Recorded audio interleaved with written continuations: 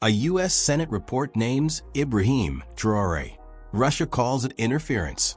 And across West Africa, the rules that governed half a century of Western influence are collapsing in real time. This isn't about one leader. This is about a breaking point. Burkina Faso's 36-year-old military president didn't ask for permission when he took power. He didn't negotiate with Paris when he expelled French troops. And he didn't flinch when Washington began circulating documents linking his government to human rights violations. In capitals from Ouagadougou to Moscow, from Dakar to Brussels, a single question now dominates backroom conversations. How far will the West go to stop him? Because what's happening right now isn't an isolated political crisis.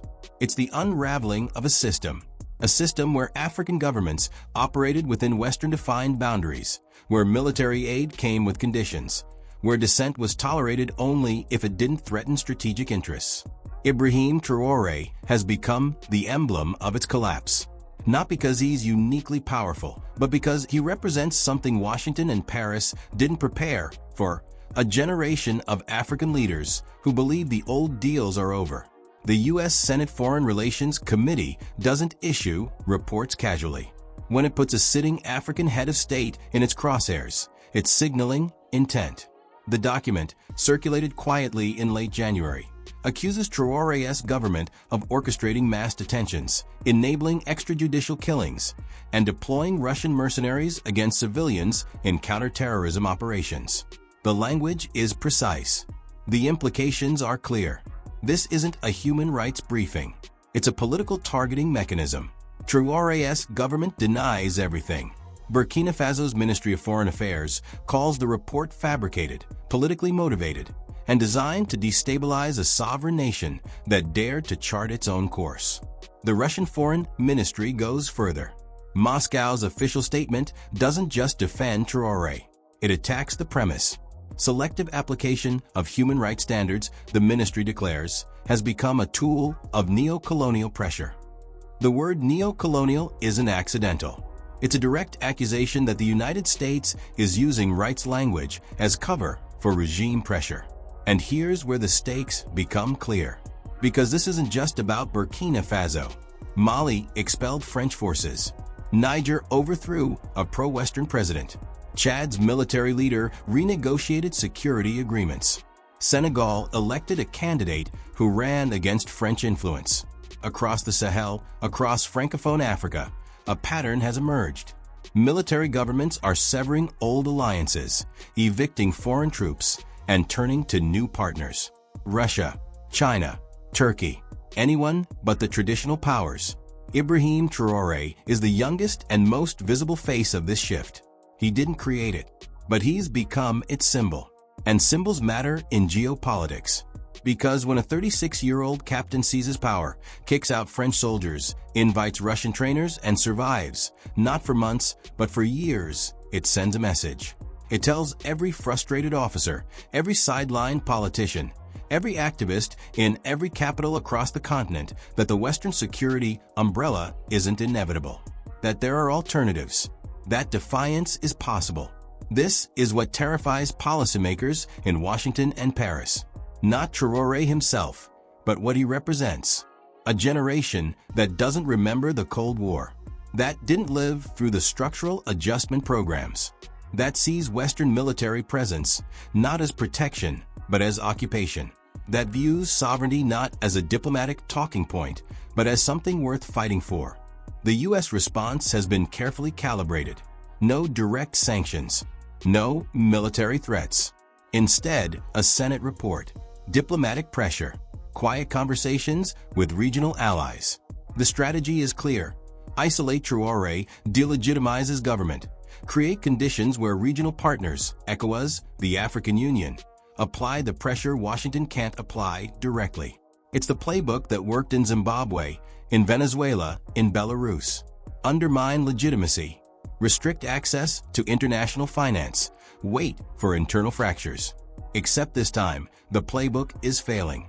Because Traoré isn't isolated. Russian military instructors are in Ouagadougou. Chinese infrastructure projects continue. Turkish drones operate in Burkinabe airspace. The economic pressure that usually forces compliance isn't landing. Burkina Faso's economy was already in crisis before Traoré took power. Western aid was already declining. The threats that usually bring leaders to the table, aid cuts, diplomatic isolation, financial restrictions, don't have the same leverage when a government has already accepted it's operating outside the Western system. And that's the deeper crisis. Because the tools that Washington used to manage African politics for decades are losing effectiveness. Not everywhere, not all at once, but in the places where it matters most, the Sahel, the resource-rich interior, the strategic corridors, governments are betting they can survive without Western approval. And so far, they're right. Russia sees the opening. Moscow's strategy in Africa isn't about building democracies or promoting development. It's about exploiting Western contradictions. Every time Washington lectures Traoré on human rights while supporting autocrats in Egypt, in Rwanda, in the Gulf, Moscow amplifies the hypocrisy. Every time Paris demands accountability from Bamako, while its own forces faced allegations in the Central African Republic, Russian media highlights the double standard. The argument isn't that Russia is better. It's that the West has no moral authority. This is asymmetric geopolitical warfare. Russia doesn't need to win African hearts and minds. It just needs to discredit Western influence. And the U.S. Senate report on Traoré hands Moscow exactly the ammunition it needs. Because the report is accurate in parts, Burkina Faso's security forces have committed abuses. Russian operatives have been involved in questionable operations. Civilians have died in counterterrorism sweeps. But accuracy isn't the same as legitimacy. And when the same senators issuing reports on Burkina Faso stay silent on abuses by U.S. partners, the credibility gap becomes a chasm. This is the contradiction at the heart of American Africa policy. Washington wants stability, but it also wants democracy. It wants counterterrorism partners, but it also wants human rights compliance. It wants influence, but it doesn't want to pay the price. Massive infrastructure investment, genuine security partnerships, economic transformation. So it offers limited aid, conditional support, and constant criticism. And wonders why leaders like Traoré look elsewhere. What happens next could redefine the region. Because the pressure on Traoré is intensifying. ECOWAS, heavily influenced by Nigeria and backed by Western powers, is watching closely. If Traoré's government collapses through coup, uprising, or economic disintegration, it sends a message that defiance has limits. That Russian support isn't enough. That the West still controls the levers that matter. But if he survives, if his government stabilizes, if Burkina Faso demonstrates that a post-Western security model is viable, the implications cascade across the continent. Mali is watching. Niger is watching. Chad is watching. Even governments that haven't broken with the West are taking notes. Because the question isn't just whether Traoré survives. It's whether his model works. Can an African military government expel Western forces, partner with Russia, ignore international criticism, and still maintain order? Can it provide security, manage the economy, retain popular support? The answers will shape African geopolitics for the next decade.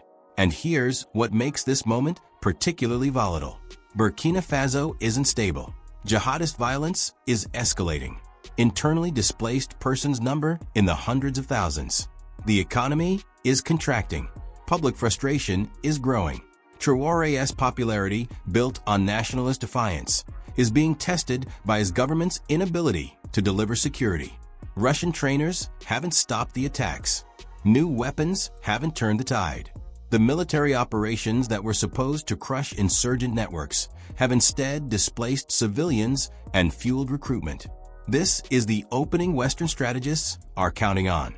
Not a direct confrontation, but slow erosion. Economic pressure, security failures, popular discontent. Let Traoré's own contradictions undermine him.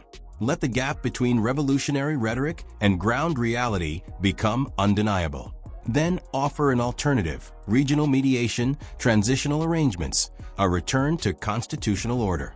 With Western support, of course. With conditions, naturally. But that strategy assumes Traoré's government will weaken predictably. that Russia won't double down, that regional neighbors won't intervene unpredictably, that popular frustration will translate into organized opposition rather than fragmentation. None of those assumptions are guaranteed. And the risk, the real geopolitical risk, is that the pressure creates not transition, but chaos. That Burkina Faso doesn't return to democracy, but fractures entirely. That the Sahel doesn't stabilize, but ignites. Because there's a larger war happening here. Not the counterinsurgency against jihadist groups. The war for Africa's geopolitical future. Between a Western-led international order that insists on certain rules, democratic governance, human rights accountability, international law, and an emerging alternative that prioritizes sovereignty, rejects conditionality, and embraces whatever partnerships deliver results. Traoré didn't start this war, but he's become one of its central battlegrounds. Russia's warnings aren't just diplomatic theater. Moscow has invested heavily in the Sahel, not just militarily, but politically. Wagner Group operations, rebranded under different structures, remain active. Russian instructors train Burkinabe forces. Moscow provides intelligence, weapons, political cover. If Traoré falls to Western pressure, it exposes the limits of Russian support. It suggests that Moscow can't actually protect its partners from coordinated international pressure. That becomes a strategic problem across every region where Russia is positioning itself as an alternative to Western influence. So Russia escalates the rhetoric, accuses the U.S. of neo-colonial interference, frames the Senate report as part of a broader destabilization campaign, warns that external pressure on sovereign African governments will be met with consequences. The language is deliberately vague. Consequences could mean anything: more military support for Traoré, diplomatic retaliation against Western interests, information operations amplifying anti-Western sentiment. The ambiguity is the point. It raises the cost of action without committing to specific responses. This is where the situation becomes dangerous, because both sides are now locked into positions that are difficult to de-escalate. Washington can't back down without appearing weak, without vindicating every criticism that America abandons human rights when geopolitically inconvenient. Moscow can't let Traoré collapse without losing credibility as a security partner. And Traoré himself can't compromise without undermining the nationalist narrative that legitimizes his rule. So everyone doubles down. The African Union is caught in the middle. Officially, the AU supports constitutional governance and human rights. But many of its member states are led by leaders who took power through coups, who rely on security forces with questionable records, who resent Western lectures on democracy. The AU statements are carefully balanced, calling for dialogue, urging respect for sovereignty, emphasizing African solutions. But everyone knows what that means. It means the AU won't take sides. It means African governments will navigate this crisis based on national interest, not continental principle. And national interests vary wildly. Nigeria, West Africa's largest economy and ECOWAS's power center, has reasons to oppose military governments in the Sahel. Instability spreads. Refugee flows increase. Jihadist networks extend southward. But Nigeria also has domestic political constraints, its own security challenges, limited capacity to intervene militarily. So Abuja issues statements, supports sanctions, but stops short of direct action. Côte d'Ivoire and Senegal, both with significant French economic and military ties, lean toward Western positions. But cautiously, because popular opinion in both countries is increasingly skeptical of French influence. Leaders can't be seen as Western proxies without domestic political cost. So they support pressure on Traoré, but quietly, through regional mechanisms, through diplomatic channels, never openly. Algeria, North Africa's regional power, takes a different view. Algiers has always opposed foreign military intervention in Africa. It sees the Sahel crisis as partly created by Western interventions in Libya that destabilized the entire region. Algeria doesn't support Traoré ideologically, but it opposes any external pressure that sets precedents for intervention. If the West can pressure Burkina Faso today, what stops it from pressuring Algeria tomorrow? These competing interests mean there's no unified African response, no continental strategy, just individual countries making tactical calculations based on immediate concerns, which is exactly what external powers exploit. Washington works with willing partners. Moscow works with frustrated governments. China engages everyone economically. Turkey offers drones and training. The Gulf states pursue their own interests, and the continent fractures into overlapping spheres of influence.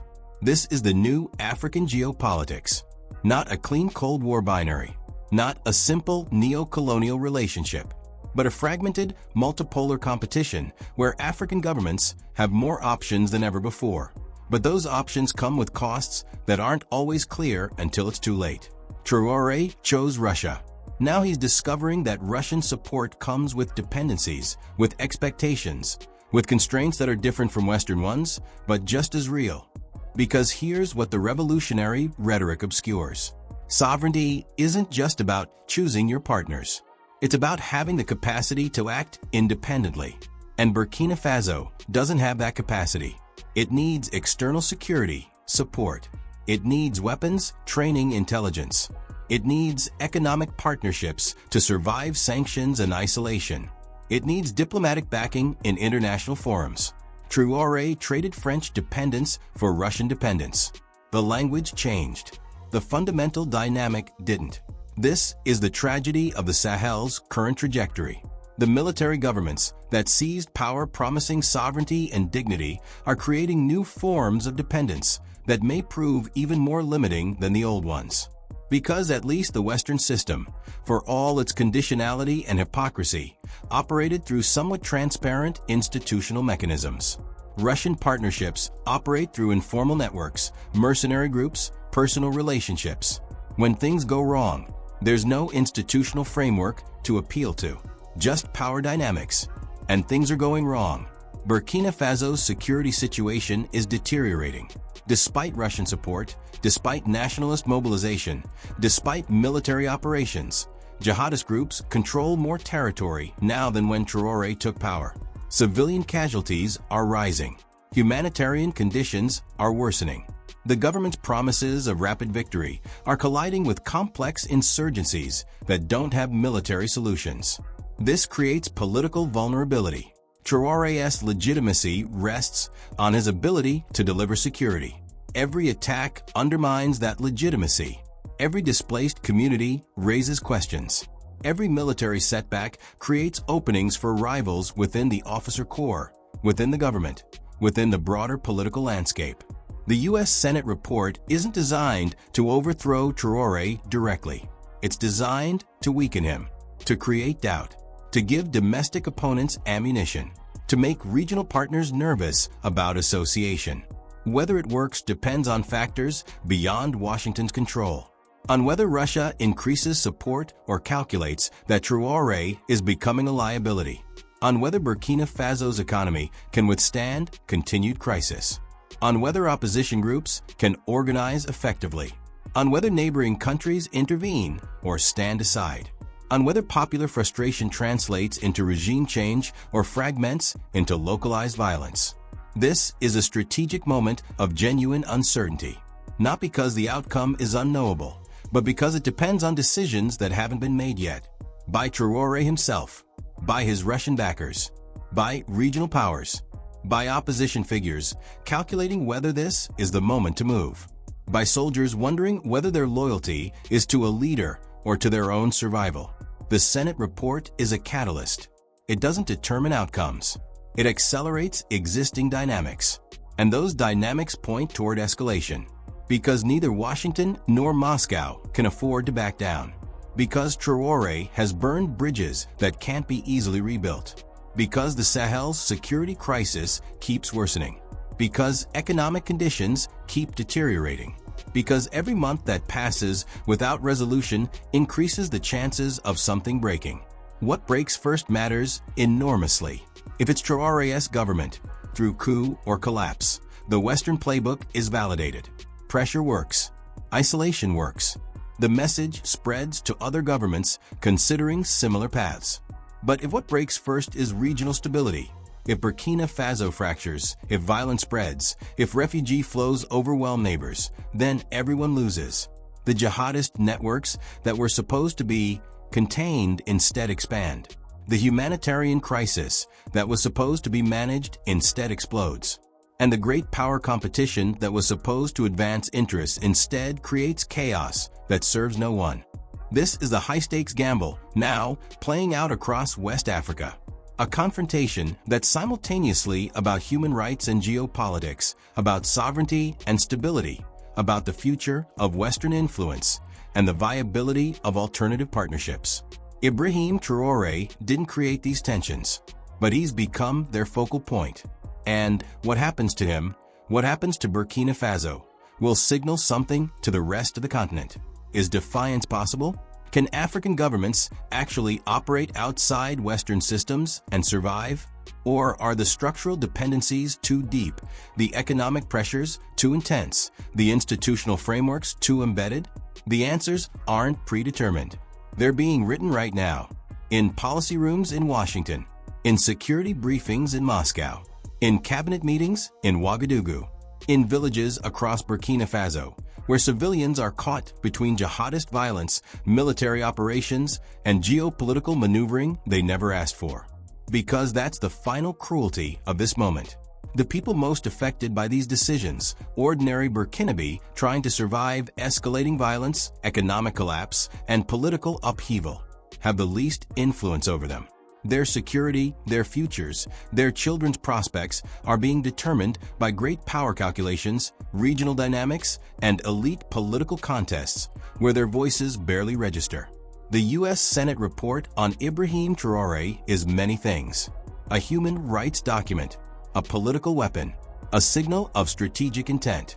But it's also a symptom of an international system struggling to manage transitions it doesn't control, of African governments rejecting relationships they find intolerable, of new powers exploiting openings in the old order, of a continent caught between a past that won't die and a future that hasn't yet taken definite shape. What comes next isn't certain, but the trajectory is clear. More pressure on Traoré, more Russian support, more regional fragmentation, more security deterioration, more great power competition playing out through African proxies, until something breaks, until someone blinks, until the costs become unbearable. And when that moment comes, when the current standoff reaches its inevitable crisis point, the question won't be who is right about human rights or sovereignty or geopolitical strategy. The question will be whether anything resembling stability, security, or dignity remains possible for the millions of people whose lives hang in the balance. That's the real test. Not of Ibrahim Traoré, not of U.S. policy, not of Russian influence, but of whether any of the competing visions for Africa's future can actually deliver what the continent needs most: peace, development, and genuine self-determination. The answer is being written in real time. And right now it's not promising.